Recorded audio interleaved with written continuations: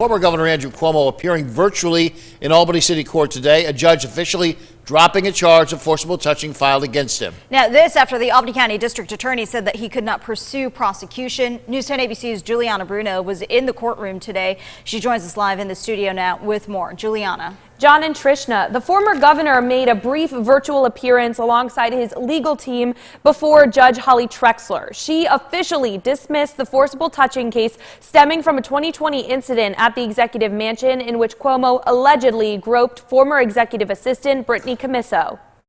The court grants the joint application by the Albany County District Attorney and Defense Counsel brought pursuant to the Criminal Procedure Law 17030 Subdivision 1F, and the within complaint is hereby dismissed.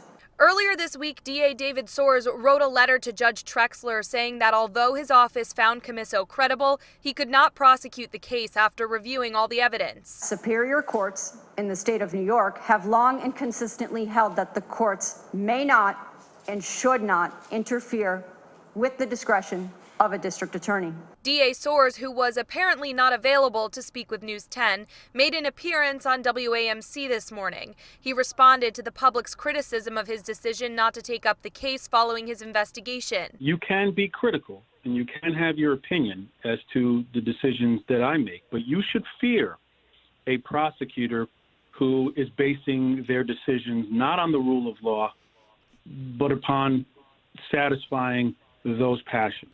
Cuomo's attorney, Rita Glavin, releasing a statement following the judge's decision, calling Albany County Sheriff Craig Apple unprofessional and rogue, and classifying his filing of charges in October as a political act. She said once again that Cuomo maintains his innocence.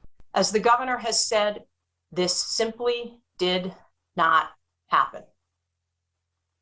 Today, reason and the rule of law prevailed. Sheriff Apple said when the charges were filed that he was confident in the strength of the case. Commisso's attorney told News 10 earlier this week that his client will continue to speak the truth and seek justice through civil action. And there is continued criticism over the fact that the forcible touching case against Cuomo will not be heard, including from the Sexual Harassment Working Group, which is calling for the action of a special prosecutor. Live in studio, Juliana Bruno, News 10 ABC.